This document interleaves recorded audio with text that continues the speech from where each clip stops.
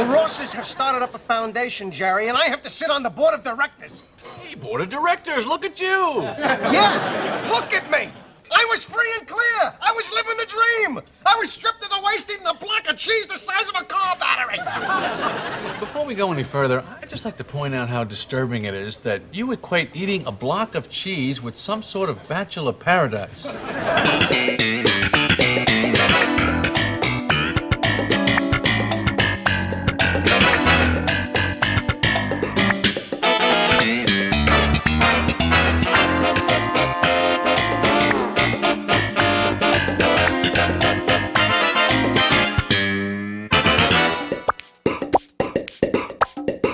Hello and welcome to Seincast, a retrospective on all 180 episodes of Seinfeld, being hosted by two guys who can barely run their own lives. My name is Vinnie. My name's Matt. Long time no hear, my goodness. Yeah, we are not dead, despite what some of our listeners thought over the past couple of weeks.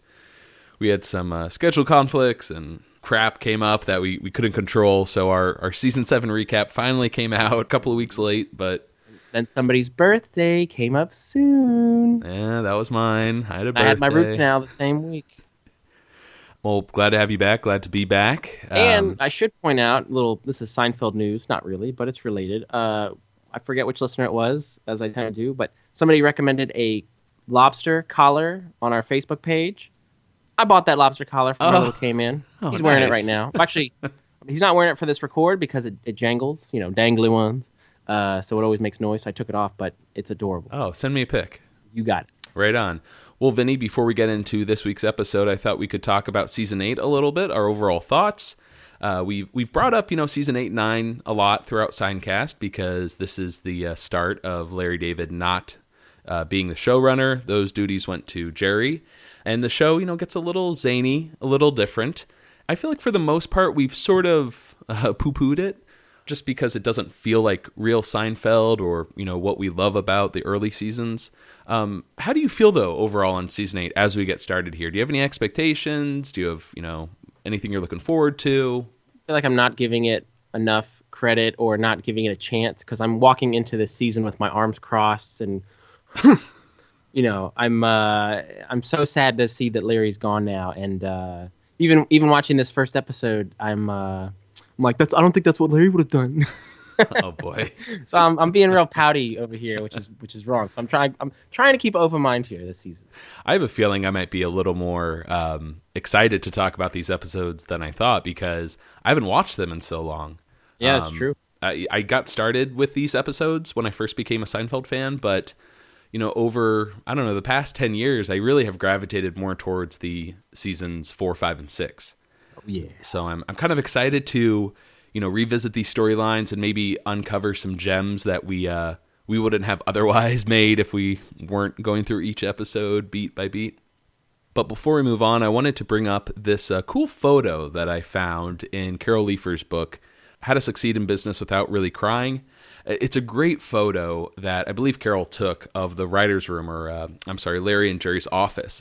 And it's this beautiful moment as Larry is, he's crossed out every episode from Season 7 that he's produced. And he's drawing a line through the 24th episode, The Invitations. And there's Jerry next to him with that cigar celebrating. But on the whiteboard next to them is this interesting mess of production codes, I think. I can't really make out most of it. But there are some titles for upcoming episodes in Season 8. That I thought were interesting. The Good Kisser, The Beggar, The Baggage. Can you make out any of these? Is that The Bad Cheese? The Bad Cheese? Oh, I know what that is. It's, I was thinking of The Bad Seed. When George becomes the bad boy. Well, he tried to lamb and he got cheesed, so... Maybe. There's another one here. Gosh, it's hard to make out. Does that say The Sandwich? The Sandwich is one. This one sounds interesting. The Gigolo, I think. Okay.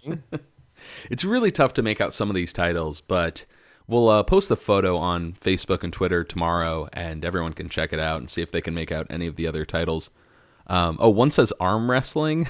I don't know what that's about. Huh. But Yeah, because one would think some of those ideas maybe got rehashed or inserted into another episode that we already have, but some of these don't make sense. But it's a great photo, even if you can't make out those titles, of yeah. Larry and Jerry from season 7. Let's get started, Vinny, with this week's episode proper. What are we discussing today? We are discussing the first episode of season 8, The Foundation, written by Alec Berg and Jeff Schaefer, directed by Andy Ackerman, and originally aired September 19th, 1996. Well, season 7, we said goodbye to Larry, as we've brought up several times already. Bye. And Jerry would move up as not only the star of the show, but a producer, a writer of sorts. He is running the show pretty much. A lot of responsibility fell in his lap. And I want to point our listeners to some great featurettes on the DVDs. One is called Larry David's Farewell, and the other one is Jerry Seinfeld Submarine Captain, which features... Gotta salute him when you say that. Yeah, it features some interviews about Jerry's feelings at the time, taking on this new role, all the new responsibilities, meeting with all the writers, being there for all the casting, the edits, everything. A lot fell on his lap, and he's pretty candid in some of the interviews saying that he was nervous, really nervous to do this all on his own in a sense.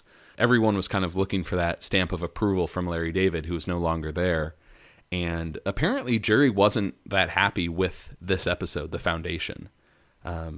When they started it, he felt like he couldn't do it. And afterwards, I think he got a little more confidence, but not enough to really just propel him moving forward. It was really a learning process for him.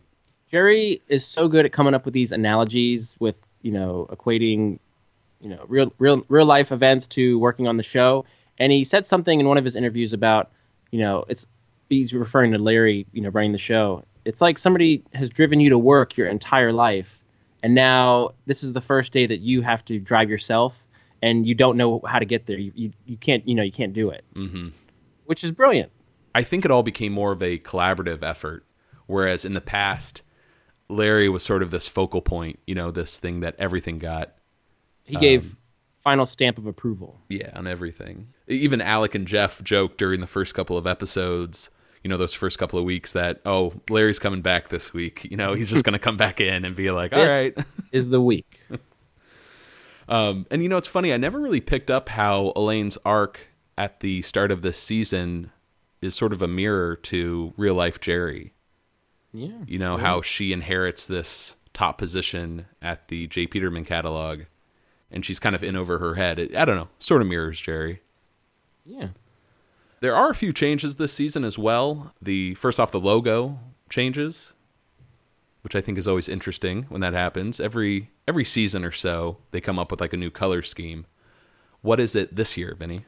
This year we have a checkered flag. One would think we're on the final lap, the final season of Seinfeld.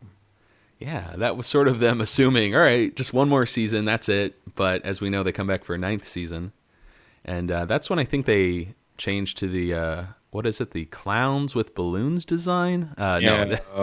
The cosmic logo. Yes, it's season 9 has, in that oval there, you got Saturn, some stars. So I guess they're just really out there for the last season. But whoa! Yeah. Do you like the checker design?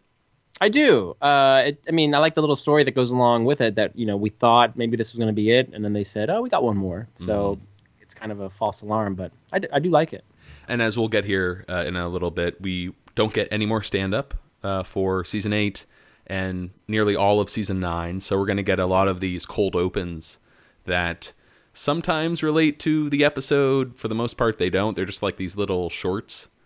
How do you feel about those? Do you like them? Or they're a fun change. I will miss the stand-ups, but it's a fun little, what's the cold open going to be this week? And it doesn't have, like you said, doesn't have to relate to the episode, but it just makes for a fun little gag to start the show. So I like them. And also not really sure what it is, but the lighting feels different this season. Do you pick up on that? Brighter? Yeah, it's brighter. It's got I notice it mainly in Jerry's apartment. Yeah, it's got that modern, polished sitcom look. Yeah, yes. For the most part. And it's going to get even brighter and more polished for season 9. But I feel like the show, for the most part, has lost its grit, just like New York as a whole. That kind of felt like a real lived-in city. And now it just feels very clean. And You're on a set. also, one big change, a sad change, Marjorie Gross passed away over the summer break between season 7 and 8. And if you notice at the end of this episode, there is a little dedication to her. Mm-hmm. So, they lost a writer. I think she's the only writer who passed away while the show was in production. So very sad. But we have brought her up over the past couple of seasons. One last thing here to talk about, Vinny, I figured could be Larry David himself, because, we always talk about how he's not around, he's missing. What is he up to? What is Larry doing during his time off? And also, how does he feel about Seinfeld continuing without him? And I have a fantastic audio clip here. It's a long one where he just explains what's going through his head in just a hilarious way. Do you know this story? Oh, I do. I can't wait to hear it. Yeah, great. All right, so we'll play it here and we'll discuss. The weirdest feeling I had was when it was in August. It was the day they were filming the first show without me, that day. And I had an office in Castle Rock. I'm sitting there in my office by myself, and I'm trying to write this movie, and there's nobody to talk to, and I'm sitting there by myself, and I'm going, geez, they're doing the first show today. Boy, they're all getting ready now, and oh my God, look at me, what have I done? I'm sitting here by myself. I should be with my friends over there. What am I doing here? Am I crazy? What did you do, you stupid idiot? How could you have left that show to sit here by yourself and write this? What are you, nuts? And I just kept berating myself. And then I got very depressed that night, Then they were filming, and a few hours later they started to film. And I'm thinking, they're filming right now, I'm here. How could they do that? How dare they do that? And then I started to get mad that they were doing it. And it was difficult. But I got over that. And then periodically I would go there that year to do Steinbrenner. And it was weird because I didn't write the lines. So I was doing Steinbrenner lines that I didn't write, and I felt like, gee, I don't belong here anymore. I'm not part of this. I've got to get out of here. It's all wrong. It was such a weird feeling, even driving through the gate. Larry David, oh, hold on, they're calling up to see if I can get into the studio. You don't understand. You see that show? I created that thing. And this right here is why I love Larry David so much. I think all of us can relate to this so much. This anxiety. He says right there he was berating himself. What did I do, you stupid idiot? And we've all had that feeling. I just love that about him. You see that show? I created that thing. Yeah, one of the best Larry David stories. I love that. First scene of the episode, Vinny, we are at a cemetery. It's Susan's gravestone. And we get the middle name. Nice. Susan Biddle Ross. Biddle. Biddle. Is that like after an aunt or something? Yeah, I don't know what the whole Biddle is. That must be Mrs. Ross's maiden name, maybe? But we got June 8th, 1963 to May 16th, 1996. So the finale for season 7 was broadcast May 16th, 1996. So attention to detail. Yes. And we have Susan's birthday. Have you ever used that in a trivia? Oh, God. Dates are hard, but a visual clue is really tough, too. Mm-hmm. Well, Jerry, George, and the Rosses are standing there. No one has much to say. George even tries to, get Jerry to say something. Like, come on. But it's all pretty awkward. Even when the group leaves George to talk to Susan alone, all he's able to talk about is how the Yankees swept the Orioles after the All-Star break. 4 games in Baltimore. I always got a kick out of them mentioning, a Baltimore, as I was an Orioles fan growing up. And that happened to be after the All-Star break. There was a real series between the O's and the Yanks that the Yankees swept. So it was a real-life event. Well, we also get another reminder that Mrs. Ross is an alcoholic. She takes a swig out of her flask. Offers it to Jerry. No, thanks.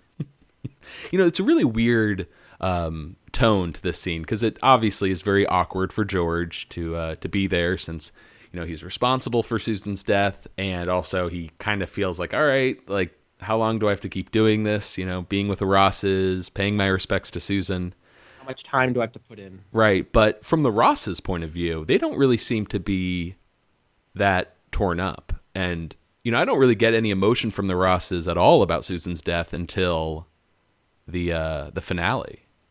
Yeah, and at this point, we don't know what their feelings are to George. Maybe they're in shock still that they've lost their daughter so young, but we don't see them in this first scene. There's no blame. There's no resentment. It's just kind of, the little pleasantries you say when you're standing at a grave. Mm-hmm.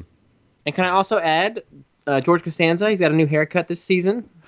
I should have mentioned that in trivia. Yes, another change. He's like all smooth. He's got like a little buzz cut. I think he's lost a little bit of weight. He looks good. Oh, really? I think he's gained weight. Get out of here! No, he's I think he's looking trim. I always thought that George got a little heavier as the series went on.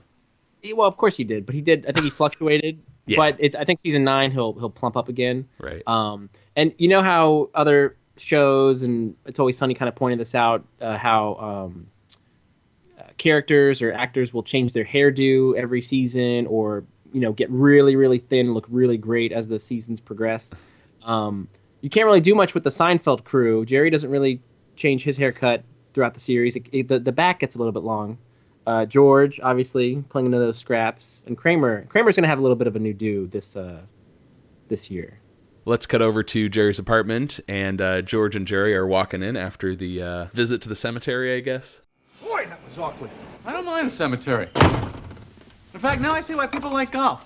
It's just nice to be outside in a well-landscaped area. What were you saying to the Rosses over there anyway? Oh, man, I don't know. I told them her death takes place in the shadow of new life. She's not really dead if we find a way to remember her. What is that? Star Trek II. Wrath of Khan! Right. Kramer and I saw it last night. Spock dies, they wrap him up in a towel, and they shoot him out the bowels of the ship in that big sunglasses case. It was a hell of a thing when Spock died. Yeah. Well, anyway, the stone is up. Paid my respects. I guess that's it. So it's over? I have mourned for 3 long months. Summer months, too. Anybody could grieve in January. It's time for George to start being George again. All right, so let's do something later. How about a movie? Yes! Nothing says George like a movie. Movie? Yeah, you in? No, I can't. I got my martial arts class. Oh, George is going to the movie! Is this the next time George has referred to himself in the third person since the Jimmy? Oh, gosh, yeah, I haven't been keeping track. George likes his chicken spicy. Because I found myself going through this episode this week trying to find some callbacks or anything that related to previous eps. I didn't find too many. Oh, George is getting upset. Yeah, this was one. All right, so let's say this is 3 for now. Okay. I do like the description of Spock's funeral, putting, him in that big sunglasses case. I never seen the Wrath of Khan. Mm-hmm. One time on TV, the end was on, and I saw that scene, and I got that joke. Oh, so that nice. was kind of very pleasing to be like, Seinfeld reference that. Right. Yeah, you can't help but think about that description when you watch that scene. Great movie, great ending. I think Kramer is totally wrong. No way Search for Spock is better than Wrath of Khan. Oh, also, I thought interesting to note for any Trekkies out there who I'm sure could school us on any Trek knowledge, but I told her death takes place in the shadow of new life. She's not really dead if we find a way to remember her. That's pretty hardcore because he's combining 2 different characters, their quotes together. Really? Yeah, so he's not just like quoting verbatim, he's pulling 2 different people. So who's the bigger Trekkie then? George, Kramer, or Jerry? Yeah, I don't know. It's an interesting side to these characters because they never really come off as, I don't know, nerds in that way. Well, I mean, they talk about comics and Jerry's love for Superman. Well, that's They've debated true, things like that in the past, so it makes sense that they would be into Star Trek. It's just it's never been referenced in the show. Yeah, has it? Oh, the ultimate male fantasy is sitting at the head of the Enterprise, watching TV. Yeah, good point. So there's one. Also, there's something about George in this scene, like, it's time for me to start being George again. It reminds me a lot of the Summer of George, which is a nice bookend to this season. There you go. Okay. We're starting off and ending with George wanting to, be free, live life the way he wants it, on his terms. And in the same way we had last season, the engagement, the postponement, it ended with the invitations. Now we start off with the foundation. So they've all kind of, piggybacked on each other, each of these episode titles. Mm-hmm. Good point. Thank you. So Kramer entered at the end of that clip, and Jerry wants to know, how his karate class is going. Karate, Matt, karate. It's the lifetime pursuit of balance and harmony. But with punching and kicking. Kramer also points out that karate is not in your fists. Where is it exactly?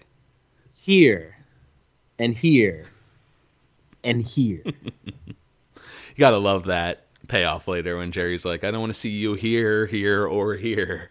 Mm-hmm. I wonder which came first, that exit line or Kramer's line. Jerry has to pick up Elaine at the airport. She's been in Mexico for 6 weeks, and Kramer is very confused. He believes they just went to the fireworks the other day. That was July 4th. Kramer's so dumbfounded when Jerry lets him know that. Yeah. Is he getting knocked around too much in class? Maybe he got kicked in the head again. Now, this instance happened before where Elaine had gone out of the country and the guys kind of lost track of her.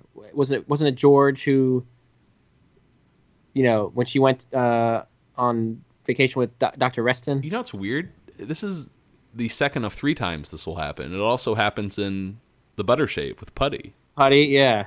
Guys going home in a body bag, right? But both Reston, it made sense because she was on maternity leave. Mm-hmm. So, the actor, not the character. Yeah, sorry, yeah. Julia just had a kid, so she was, a couple of weeks late getting back to the show. But, yeah, that's a weird thing. I guess it's like a convenient way to, like, handle exposition. I don't know. And she has some, like, momentum to her arc this week, I guess. When we Volition, same thing. We cut over to Monk's, and she's telling Jerry how great her trip was, all on Peterman's peso. Came up with a ton of ideas for the catalog. Anything you couldn't have gotten from tearing open a bag of Doritos and watching Viva Zapata? You don't respect my work at all, do you? No, I don't. Now, doesn't Julia get pregnant at the end of this season as well? I think from watching the blooper, she's wearing baggier clothes. Yeah, she'll have like the, what is it with No Wonder We're Getting So Much Rain? That red outfit she has, like moments like that, they're using to cover up the stomach. Elaine is kind of the audience surrogate here, and we get caught up on Jerry's fiance as well. Remember her? His what? Jeannie, his fiance. Oh, yeah, that. Oh. Yeah, what went down exactly? We get like a flashback. They just, I don't know, over the summer just didn't really click. And they were having lunch in the coffee shop, and then all of a sudden they both just blurted out, I hate you. Oh, see ya. Jerry was blown away. The first mutual breakup in relationship history. No rejection, no guilt, no remorse. You've never felt remorse. Yeah, I know. I feel bad about that. Janeane Garofalo returned just to film this flashback. Yeah, very cool. I like that. Good continuity. See? They picked that up from Larry. Yeah. It's not like, what is it, season 3, where like they never talk about Elaine and Jerry getting back together until the pen. Mm. And it's like, yeah, we just didn't really work out. I ought to hold them over, those little SOBs. All right, let's get over to Peterman's office. Peterman is at his desk, looking very stressed, surrounded by a few employees pitching catalog ideas. So I pressed through the rushes. There, below me, the shimmering waters of Lake Victoria. Oh, for the love of God, man! Just tell me what the product is. It's a washcloth. No washcloths. Well, Mr. Peterman, I've got a really good idea for a hat. Oh, my neck is one gargantuan monkey fist. It combines the spirit of old Mexico with a little big city panache. I like to call it the urban sombrero. No pears. Mr. Peterman? No apples. Where's my pineapple? Are you okay, Mr. Peterman? Yes. Go on. Well, see, it's businessmen taking siestas. You know, it's the urban sombrero. Mr. Peterman? No washcloth. I'm so glad we got to the scene. John O'Hurley's in rare form here. He returns this season, but he's really burnt out, flinging pears, apples off the table. So they cut that sequence. If listeners only know these shows from syndication, he never does that. Really? At least in the versions I've seen. Shame. Not from the footage I've seen. Like when I, first got to know this episode and obsessed over it, it was a syndicated bootleg episode. And yeah, I actually forgot all about that. Where's my pineapple? Until this rewatch. And we also forgot to highlight, my neck is one gargantuan monkey fist. Man, they must have had such fun writing for J. Peterman. Yeah, for sure. It's great. And we get the mention of another product in the Peterman catalog, a washcloth. Yeah, it doesn't have a fancy name, though. Yeah, I wish we had like more specifics. Lake Victoria. So, I don't know, Lake Victorian washcloth. I'm good with that. Also, the mention of the urban sombrero for the first time. And we get the introduction of a character who's going to stick around for a little bit. Joe Erla plays Dugan. I think it's Duggan. Duggan? I like Dugan, but we'll go with Duggan. He was in 6 episodes of Seinfeld. What? But there's Jim Duggan, the wrestler. So we'll go with Duggan. He was in The Foundation. You know what? Tell you what? Put me down for Dugan. Make it a tuck. The Foundation, The Little Kicks, The Fatigues, The English Patient, The Summer of George, and The Cartoon. So he appears all throughout this season, and then he'll be back, I think, one episode of next season. I remember him best from the cartoon when Elaine does the pig cartoon. You shouldn't make fun of pigs. Yeah, that's a good line. And love that line. There's another good one in The Fatigues when Elaine promotes Eddie Sherman, and Duggan's yeah. I bust my hump. You and your deranged protege can run the company yourself. Yeah, he's great. But Joe Erlo is also known for The Bodyguard, Deep Impact, and Disclosure. We're in Peterman's office here, which I think becomes a pretty iconic set for the most part. We're going to see it a lot in this season and next, but I think this is the first time we ever see it. Because in season 7, all of the catalog action takes place in Elaine's office. Right. Yeah, I guess you're right. You know what I'm saying? And we never really meet. Do we really meet many of Elaine's coworkers? No. You got what's her name? Hey, great work on the Gatsby swing top. Oh, yeah. It's a hit. and hang on. There was Bob and the whole boardroom meeting. Oh, right. Poor bastard. We're getting a sense of how the Peterman office is structured, or how the building, right? And I never noticed there's a bathroom. Okay. Did you know about that? There's a door kind of behind where Elaine is sitting. I can visualize it in the episode where there's the security footage of Elaine dancing with the cake. Yeah. Oh, Elaine. I guess he's got a full CEO bathroom. Maybe the door's closed in future episodes. I just never noticed it before. Speaking of bosses, though, don't they seem to be much more prominently featured in Seinfeld as the series goes on? The big ones we've seen, Mr. Pitt, he gets an arc and he's in a bunch of episodes. Steinbrenner, now we're in the middle part of the Peterman saga, and then we're going to finish up with Mr. Kruger and Mr. Tomasulo. Yeah, I mean, are you saying a lot of scenes and story content are going to be generated from at the office and at work? Mm-hmm. Early on there was one episode with Levitan and the Revenge, and there was a Tuttle. But now, like, these guys are like the heavy hitters. Peterman, and then we're gonna get Kruger. I don't know. Just the workplace is gonna be more heavily featured. Yeah, I definitely agree with that for sure. Because we never really went to Pendant until season 3. Oh, Mr. Lippman, thank you. Yeah, Mr. Lippman is another one. But yeah, I feel like as the show gets going here, there is no, it's debatable, but Peterman and Steinbrenner are two pretty big bosses. I don't know which one is the more popular one. Probably Peterman. Take your pick. A lot more to come with Elaine at Peterman this season, for sure. Let's go over to the street. Jerry and George are out for a stroll, eating some ice cream, and George is feeling great. For the first time, he's feeling... Pride? No. Autonomy. And what 3 things does he want to do? Go to a tractor pull. Stay out all night.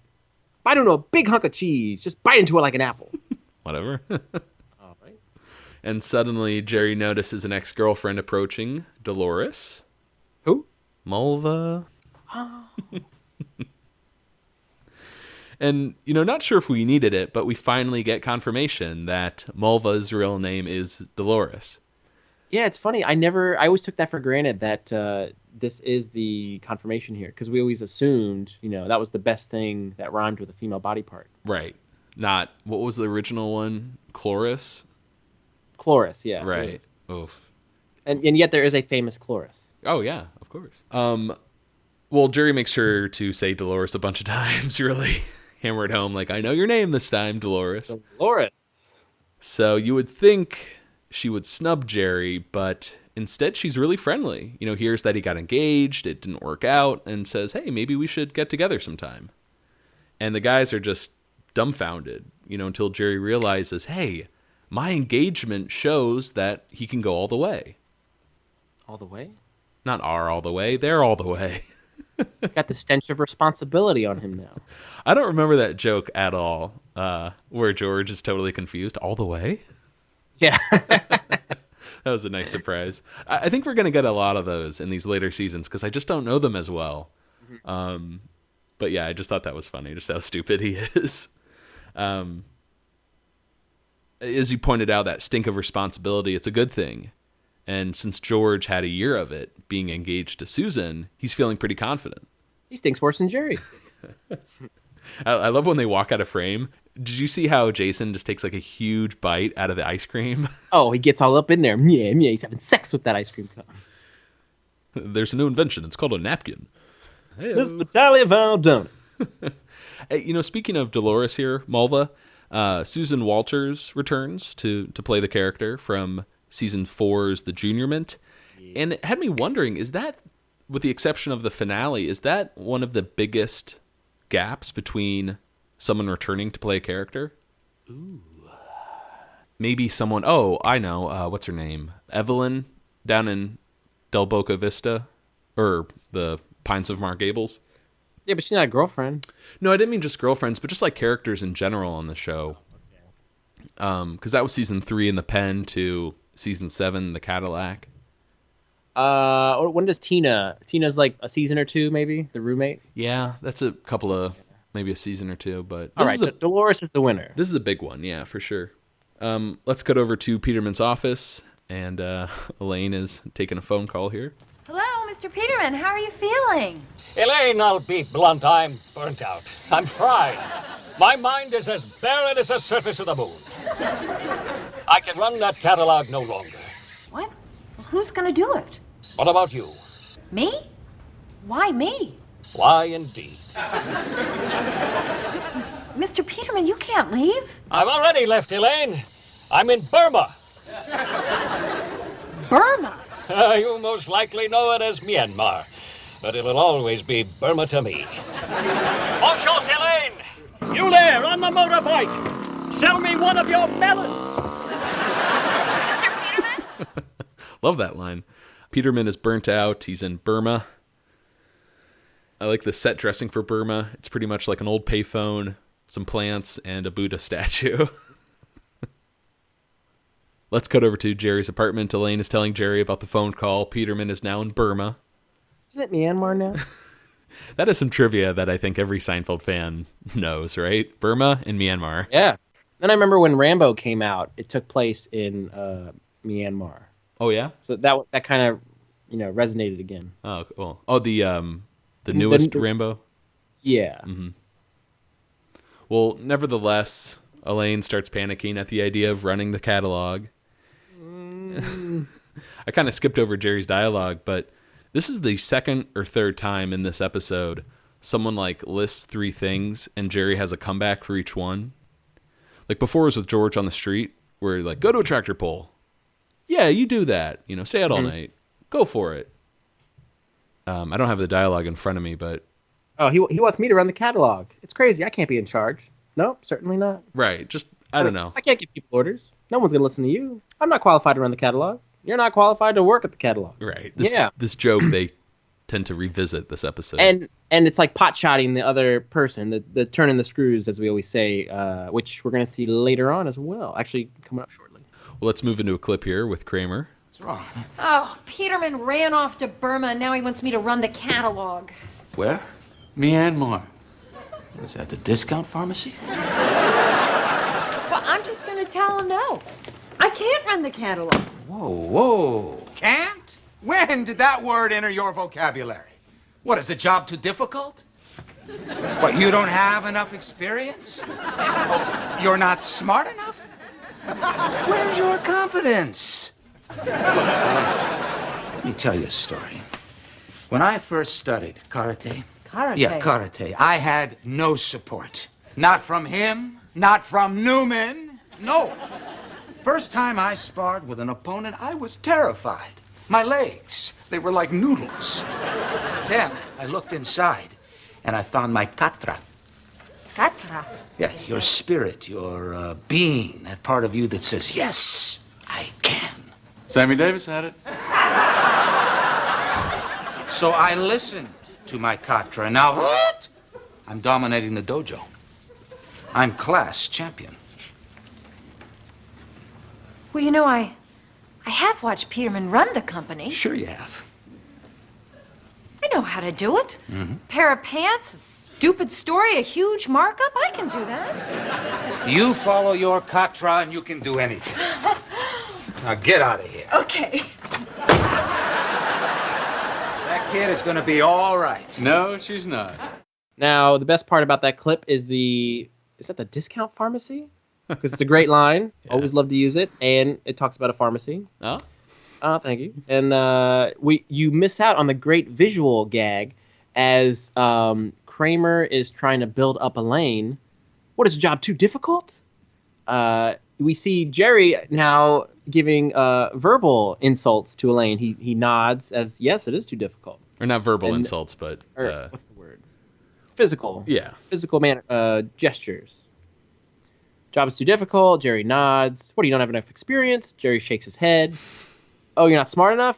Jerry shakes his head again. Where's your confidence? Jerry shrugs. which I think is a callback of sorts to the Chinese woman, right? With when George is like, why was my father with a man in a cape? Was my father wearing a cape? And Jerry and Elaine are both kind of doing that motion. Mm-hmm. And how much do you love that last moment where Kramer's like, now get out of here. Okay. Slam. Nice choreographed joke. That door, so much power with that door slam. It shakes the set, I believe, that wall. Oh, boy. All right, well, there's a knock at the door, and it's little Joey Zanfino. His mom is waiting for Kramer in their car. Turns out Kramer's not just bumming a ride, he's in the same class with Joey. That's right, he's fighting children. We're all at the same skill level, Matt. You can just wring his neck.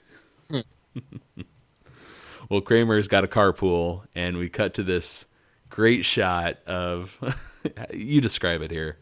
Oh, Mrs. Zamfino's driving. It's like a station wagon. All the kids are in the back seat.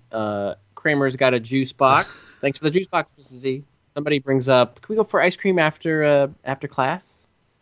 Please, please. Okay. Yeah! Yeah, Todd Bosley returns as Joey, as well as Diana Castle as Mrs. Zampino. Joey has such a weird fist pump when they say yeah. He's like, yeah. There's a great blooper this season when he knocks on the door. He just stumbles getting his lines out, and he's like, "Come on, Kramer, gotta get in the car." And Jerry and Michael kind of make a crack. They're like, "What was that?" And he's like, "He's young." It's a fun little blooper. All right, let's cut over to Elaine's office here. I wish I had a clip of this, but it's Elaine pretty much breaking the news to her coworkers that she's got the new title of president. And Duggan is not happy with that. But Elaine starts barking out orders. She's like, I want 4 new ideas from each of you by 6. No, make that 6 ideas by 4 o'clock. All right, move. Hey, you forgot. She threw in you got that straight. Oh, you're right. Yeah, right at the top. There's another callback. She is taking a job. I think one of my favorite qualities of Elaine is when she's happy with herself. Mm-hmm. And she does the little laugh like, like I'm in charge now. I can do this. Yeah, it's great. All right, then we cut over to the karate class at Kenpo Karate, and all of the students are sitting on benches around the room when the sensei starts class, the first kumite between Kramer and Joey. And how does this and all of the other fights go down? Yeah. Get a montage here. As Kramer puts it, he's dominating the dojo. He's judo chopping kids. He's chasing after them. He's dragging them across the mat. He's holding one upside down like he's taking their lunch money. And then finally, it ends with this big gong hit, and Kramer's fist is raised by Sensei. Yes, he is the victor. My favorite one is one kid is doing like, and then Kramer just karate chops him in the neck. Goes down. Yeah. Stuart Kwan plays the sensei. He passed away in 2006, but he's a stuntman and actor who was in Big Trouble in Little China, License to Kill, We Were Soldiers, and Escape from L.A. And then I'm not sure which boy this is, but one of the kid actors in the background is Willie. It's played by Robert Padnick, who is Glenn Padnick's son. Oh, I wonder which one he is. I did see that Stuart Kwan was in The Shadow. The Shadow? The different Shadow, but yeah. That just blew my mind because I watched that movie, I don't know, a couple of months ago, and I posted an image of all of these different Seinfeld actors that were in it, and he is one that I missed. Ooh. So, got to go back to Shadow. You're the great rectifier.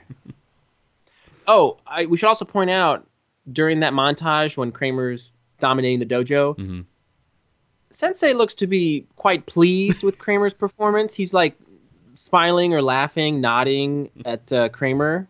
Something's up with that. Yeah, you would think as a sensei you would be like, this is not appropriate, but maybe he's getting like a real kick out of it. His best pupil, I guess. All right, let's cut over to George's apartment. The place is a mess, a state of disrepair. And there's George, looking pretty happy, no shirt, just shorts. This is not a fastidious bachelor pad. He's biting into a big hunk of cheese when there's a knock at the door. And what does he say? It's open! Hello, George. Come in. Come in. We tried to call, but the line was busy. Oh, yeah, sure. Here. Please. Cheese there? We know the last 3 months have been hard on you. Oh, yes. Very, very hard. And they've been hard on us, too. It's a terrible tragedy when parents outlive their children. Yes, I agree. I hope my parents go long before I do. That's why we decided to create a foundation to preserve Susan's memory. Oh, that's wonderful. And of course, we want you to be an integral part. Yes, integral. How integral?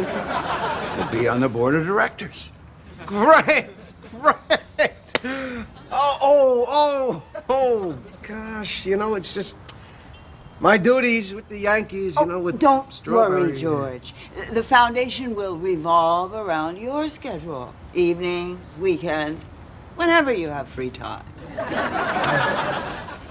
I can't believe this is happening. Well, it wouldn't have without your friend Jerry's inspirational words. He said to us, she's not really dead if her shadow is... what was it, dear? Something about a way, wasn't it? And a light, and a... Who the hell knows? Well, what's important is that your relationship with Susan doesn't have to end. So will you be sure to thank Jerry for us? The second I see him. Now, there's a gag that I missed here that, again, years later, finally, idiot Vinny sees it. We tried to call, but the line was busy, and George kicks something. And he kicks it under the coffee table. I never knew that was the phone. I thought he was just trying to clean up real quick. But, there's a little extra joke that I just caught. So I have a question for you that just came to me in the, I don't remember the episode, but when George drives them out to his fake place in the Hamptons, and at the end they reveal, they're like, we don't like you, George, and we always blamed you for Susan's death. Do you think the Rosses are like, is this coming from like a good place, based on Jerry's words, or are they trying to make George's life miserable? I like to believe that based on Jerry's comments, I think they had, once they mourned a little bit, which was probably only a couple hours ago, they now have revenge, il voglio vendetta, in their heart. And now this was the idea to get George back for what he did. Right. If you do track their episodes, I think it makes sense. And Jason said in an interview that he believes this was a wonderful way for like the audience to be more accepting of Susan's death because of what's going to befall George. Mm-hmm. Like, this is the ultimate punishment. He's paying the ultimate price. So the audience was kind of okay with this. It's funny too, because all that's being taken from George is his time, really, but there's that extra pain of all of this amazing, incredible stuff you could have had with Susan, like an incredible life. And now, not. Not, yes. Can't wait to get to that. Let's cut over. We get an act break, and then we're in Monks. Well, there's that great line in the clip, how George hopes his parents go long before him. Oh, yeah. I like that a lot. Yeah, it's funny. A lot of mention of characters we don't see. George's parents, later Jerry's parents. Yeah, he talks to Morty, but we don't see him. Mm-hmm. Let's cut over to Monks. George strolls up to Jerry's booth, and I think one of the first times that the music really matches the character's movement. Mm-hmm. Do you remember it? It's like, it's the Seinfeld like stinger, but it's really slow. Mm-hmm. Yeah. Anyways, it's a slow burn, but George eventually explains how Jerry ruined his life with that Wrath of Khan line. Is that a beauty or what? So much so that he has to sit on the board of directors for the Susan Ross Foundation. He was free and clear, living the dream, stripped to the waist, eating a block of cheese the size of a car battery. Before we go any further, I'd just like to point out how disturbing it is that you equate eating a block of cheese with some sort of a bachelor paradise. Love that quote. To be fair, I love cheese. I kind of get where George is coming from. Of all the things you want to bite into, cheese would not be high on my list. Oh, really? Oh, man. Give me some cheese. I'm a happy guy. Are you a charcuterie guy? Do you like those cheese plates with the meats? Yeah, it's okay. You like big blocks of cheese? Yeah, any cheese, any form, I'll take it. What's your favorite cheese? Tell me right now. I like Gouda. I like Brie. Oh, okay. Yes, that's fancy. I like pepper jack. Pepper jack, that's a good one. Yeah. You afraid of a little spice? Not many cheeses I turn down. And, all this discussion of, Wrath of Khan and whatnot, as George accepts that he's finally back in because of that movie, he looks up and starts screaming, Khan! In that great shot. That shot looks awfully familiar. Stay tuned as we may see it again. Yes. Well, let's talk about it, actually. It's in the dealership, right? Oh, no. Oh, I'm thinking of I'm thinking of Elaine's. Oh my God! Yeah, 3 times, right on. So we get Con, Suze, and Twix.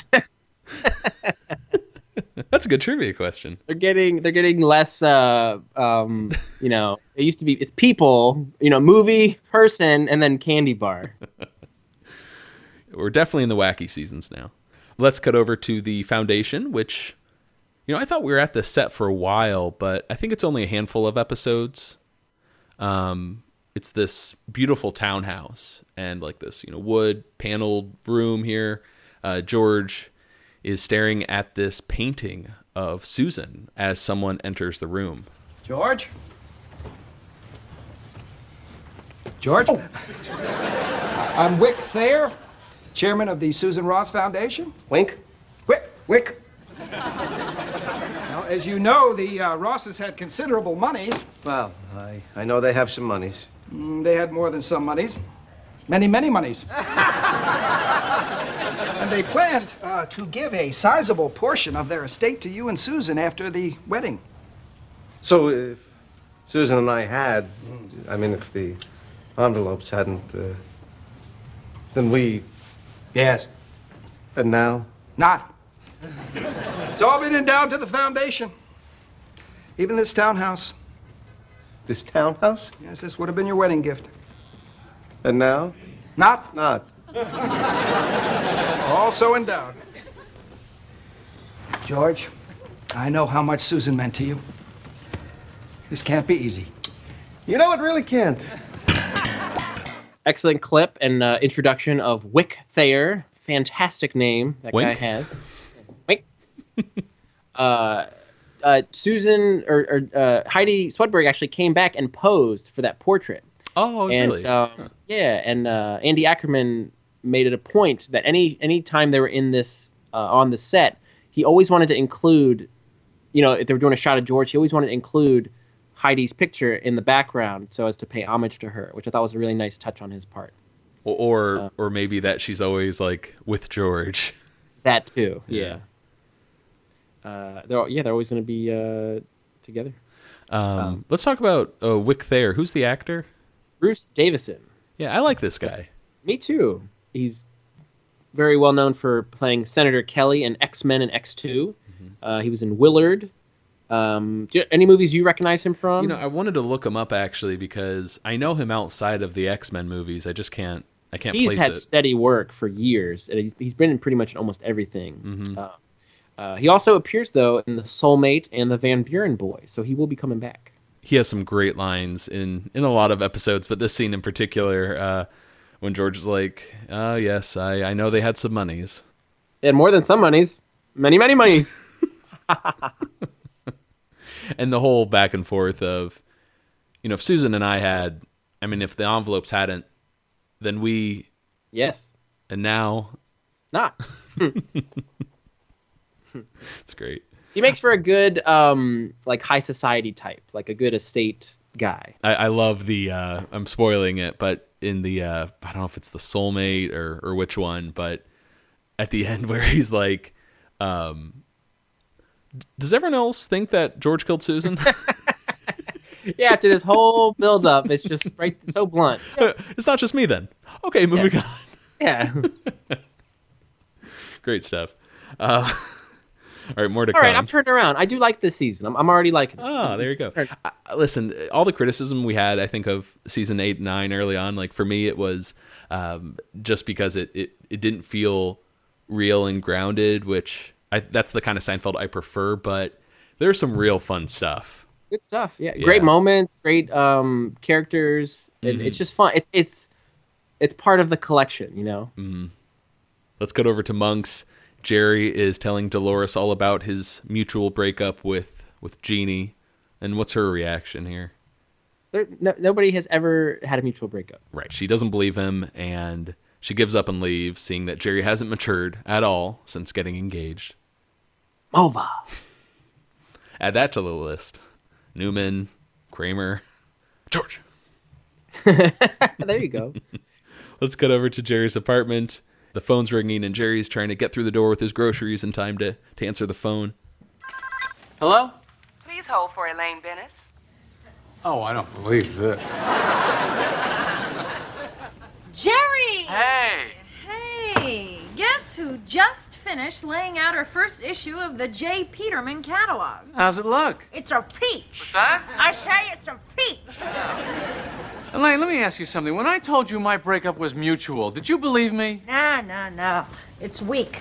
No one's gonna buy it, and you shouldn't be selling it. I gotta do some research here.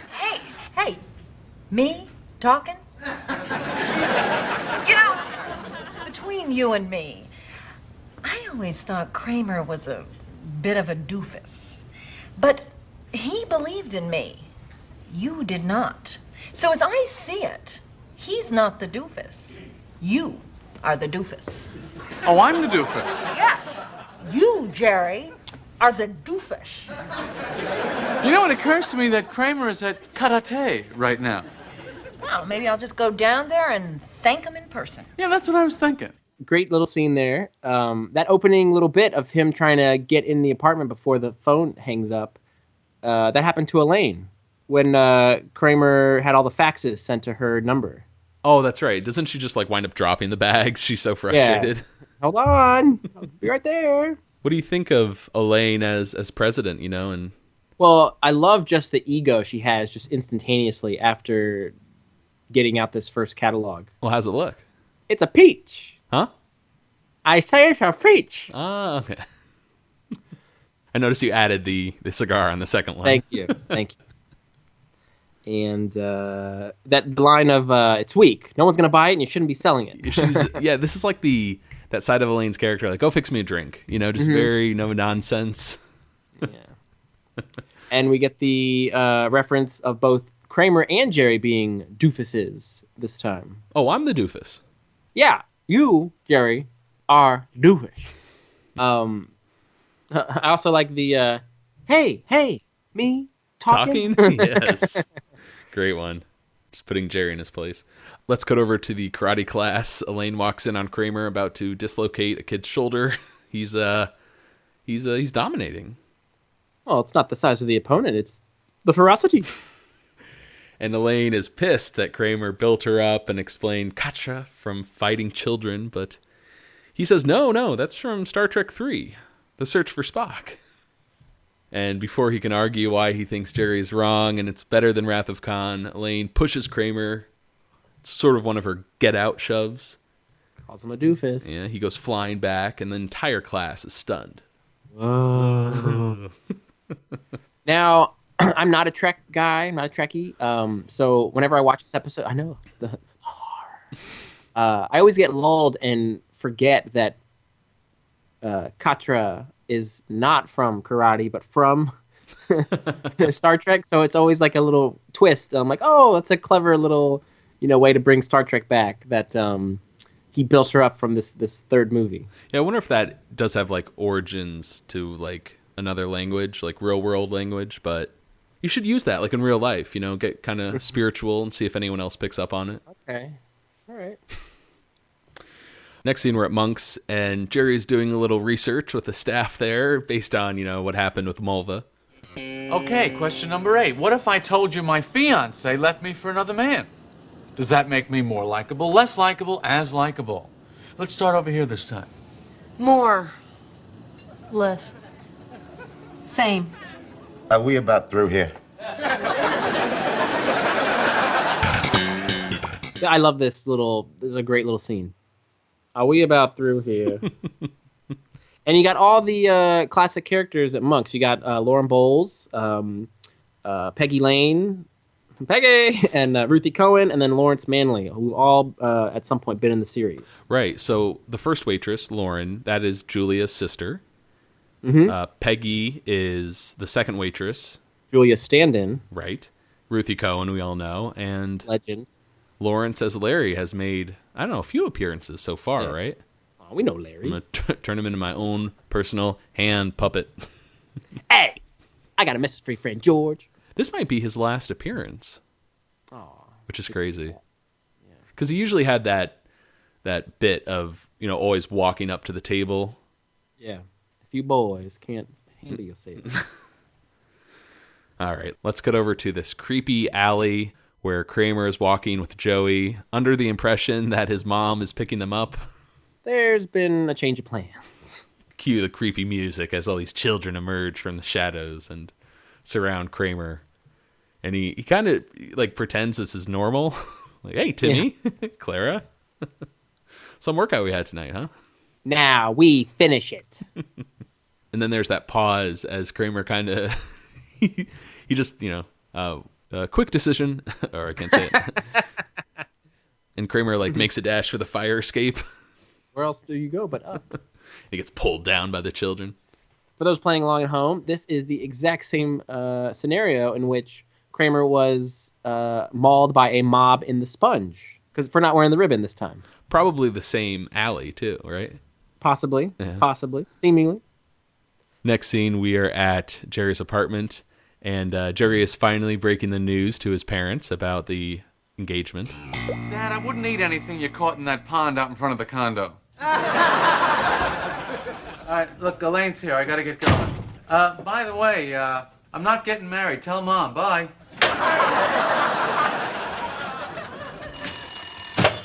So, did you stop by the dojo? Yep. How's your confidence level? Shot. Self-esteem? Gone. Doofus? Yo. All right, so what? You put out the catalog, how bad could it be?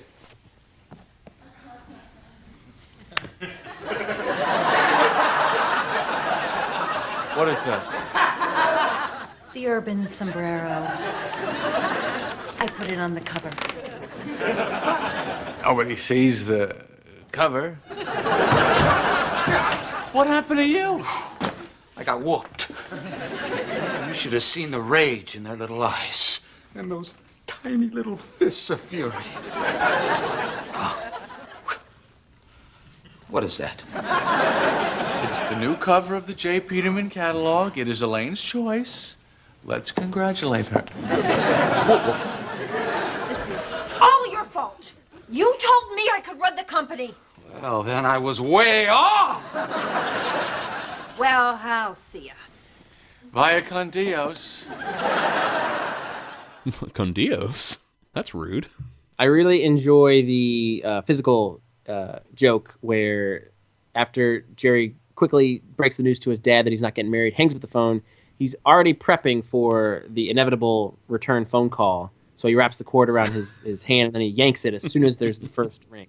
Yeah, it's so ding. Stop by the dojo.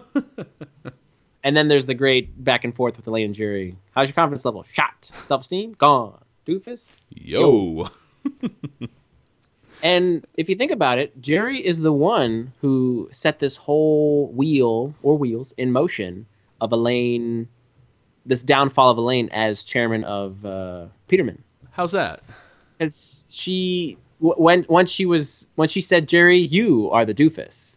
And he said, oh, I'm the doofus. He tells Elaine, why don't you go stop by the dojo? And I believe Kramer's at karate right now. You know, as we see the urban sombrero, that would be the moment where Elaine's like, oh, I made a huge mistake. Like, it's inevitable. Yeah, I yes, probably. But yeah, it's adding insult to injury when she realizes my mentor is a big phony. It's that recurring theme, though, of either Jerry screwing over one of his friends or them doing the same to him, you know, and kind of enjoying it. But yeah, exactly. That's what tracks the most. Whether or not he meant to do it, he's happy about it. And the urban sombrero, Vinny, what do you think about this? Is this one of the most like iconic Seinfeld props? Do you like it? Is it cool or what? It's hideous, but I think Elaine makes it look good. I like when Kramer enters, you know, and he's talking about those little fists of fury, and he sees Elaine, and he's like, "What is that?" He looks away, and yeah. Yeah. So I have no idea what made Elaine think the urban sombrero was a good idea. Oh, and speaking of which, Matt, sorry to interrupt. Jerry says it's the new cover of the J. Peterman catalog. It's Elaine's choice. Let's congratulate her. Kramer goes, oh, I see. And then as Elaine walks up to him, Kramer goes, woof. What's that about? He just doesn't think it's very attractive, I guess. It's funny. It's very, very funny. Real quick, the urban sombrero, what was the purpose of it? It wasn't necessarily like a fashion statement. There was some function to it. You used it in the office to take a nap? Oh, businessmen taking siestas. And then we'll see that it does have a second function, keeping away the rain. Oh, yes. Now we got the damn urban sombrero to contend with. So bizarre. Well, Kramer wonders if Jerry is going out with George later, but he's still stuck in the foundation. And Kramer tells Jerry, you should be down there helping. He's a widower. And it hits Jerry, widower? Wait a second. He runs to his notes. Very similar to like Newman, like Mother's Day. And we cut over to the foundation. George is slumped in his chair as the rest of the board is going over all of Susan's belongings that he won't be getting. Like a beach house, 48 acres, Southampton. Would I have had access to that? Of course. Would have been yours. And now, not. So the phone rings and George is very quick to get it. Hello. Hey, Georgie! I'm doing some research down at the coffee shop. Your story's the one. My story? Yeah, your widower story's testing through the roof. What are you getting out of there? Excuse me, Wick. We almost done here. Oh, no, not even close.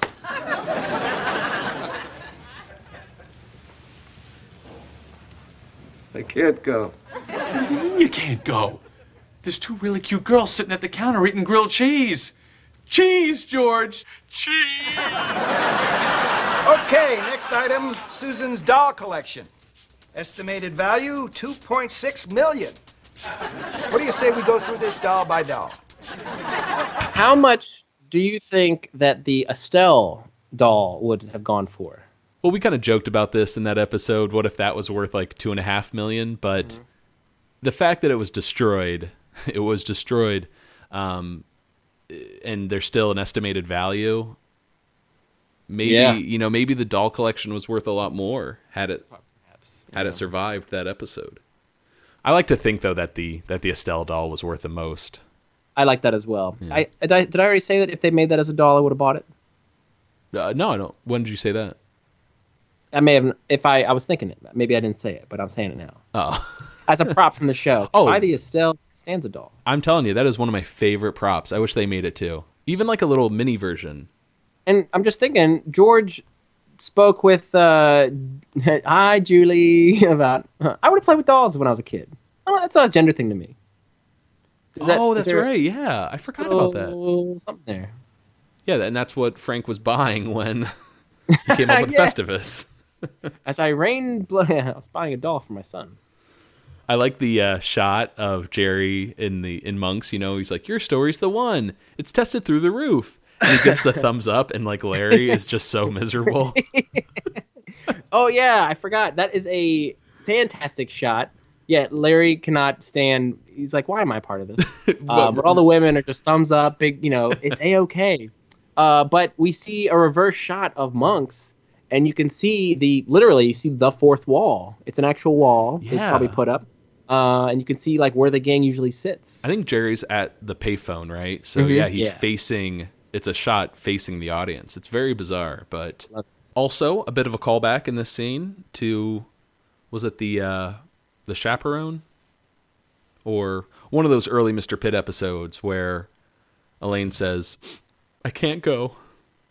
Yes, exactly. Elaine has to stay and look for socks. She can't go to Atlantic City. Mm-hmm. And in the same fashion, George cannot oogle the women eating cheese because he has to stay at the foundation. Eating what? Oh, cheese. Okay. Now the last scene here is on a subway over the credits, and Elaine is overhearing these two businessmen next to her, and it's interesting, the first guy is talking about, 24 years he would shut his office door to sneak a little shut-eye, which made me think of the nap, Yeah, absolutely. But his wife got him the urban sombrero, and, I don't get it. Would that make him sleep better? Is he just, looking good while sleeping? Either it was very visible now that he was sleeping because you have this monstrous thing on your head, or, like you said, the nap was so great, and he fell in such a deep sleep that he was caught napping. Right. So that the hat made him sleep better. Perhaps. It's such a bizarre product. I never understood it. Just go with it. Well, his ass is out on the street now.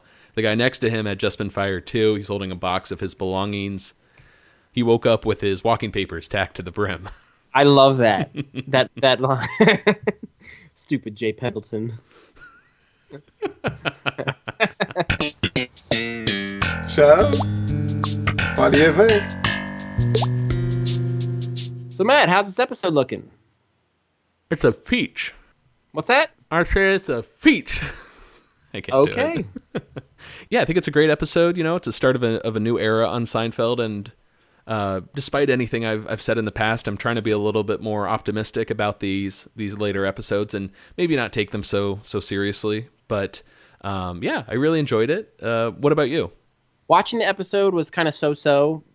Jokes were there, it was okay. But talking about it with you really made me enjoy it and appreciate it more. So I'm a little bit more turned around. Man, this is a fine start to season 8 and a good effort despite Larry being gone. Right. I think he would have approved of this episode. But yeah, I like the characters we got this week. Got a little Peterman. I'm really looking forward to the Costanzas and the Seinfelds appearing, and some of the guest stars we have this season. But let's see. Did everybody have a nice, solid storyline? I don't think Jerry's storyline was really that special. He kind of, in typical fashion, sort of acted as that outsider, that observer of the other three. George had a nice continuation from season 7 to here with the Foundation. Yeah. Elaine's was interesting, like you said, mimicking Jerry's real life, taking on the reins of the show. Kramer's seemed more just, here's a great physical gag, and this will play Kramer fighting children. Yes. When it really, there was nothing else to it. Right. You could see like a whiteboard with like different storylines. Like, this is a potential Kramer idea, fighting children, It's just so much fluff. But it was still good. It's good to see Kramer and a gi, dominating. Mm-hmm. I think the storyline I got the most out of is George, just because I enjoyed the Susan engagement arc so much, and that feels like the only bit of Larry David that has continued into this season. Exactly. He's responsible for them going down this path, which is reassuring for us, right? LD fans. Mm-hmm. But I am really excited. I'm really excited to see Elaine's storyline with running the Peterman catalog and just all the shenanigans she gets up to. Shenanigans. That makes for 2 arcs that we're going to have this year, mini arcs, but George with the Foundation and then Elaine running Peterman, which is kind of cool. 2 things that these characters kind of fell into that they didn't want to do. Mm-hmm, mm-hmm. Any complaints, though? Anything like in terms of, season 8 that's rubbing you the wrong way so far? Not really.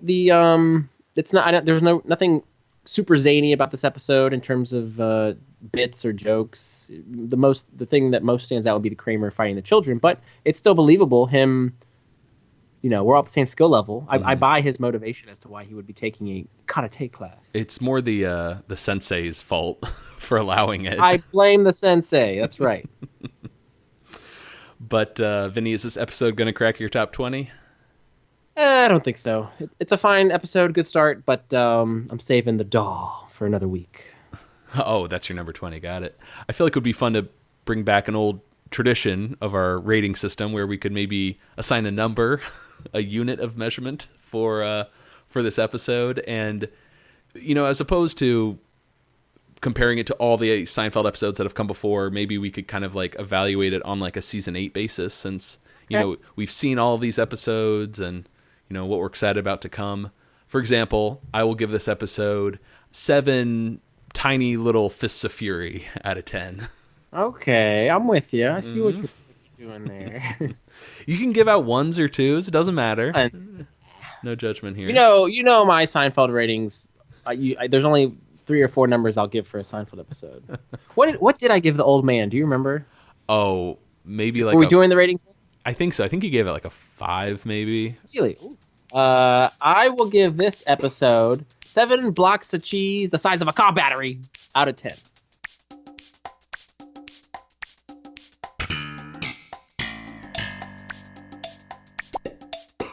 All right, that's going to do it for us here on Seincast this week. Please feel free to send us an email at seincast@gmail.com. You can find us on Facebook, Twitter, Tumblr, or Instagram. Vinny, what episode do we have next week? We are discussing the second episode of Season 8, The Soulmate. Her bouquet cleaved his hardened shell and fondled his muscled heart. He imbibed her glistening spell just before the other shoe fell. That is so moving. But for now, I'm Matt. I'm Vinny. Signing off.